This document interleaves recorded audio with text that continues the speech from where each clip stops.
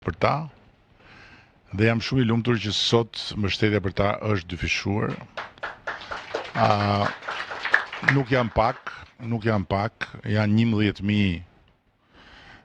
fëmijë edhe më të rinj që do të përfitojnë nga kjo masë, por përtej kësaj kemi marrë edhe një masë tjetër të rëndësishme që ishte një kërkesë e vazhdueshme edhe nga ju për kujdestarët, sepse një nën që i përkushtohet një fëmije me aftësi të veçanta e ka të pamundur të shkojë rregullisht në punë siç shkojnë nënat e tjera, dhe duke qenë se nuk shkon në punë, përballet me problemin e mungesës së sigurimeve shoqërore dhe shëndetësore, gjë që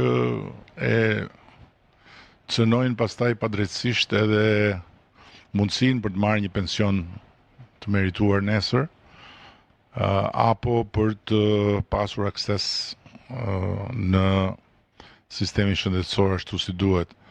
Kështu që ne vendosëm po ashtu që shteti, buxheti i shtetit, t'i paguaj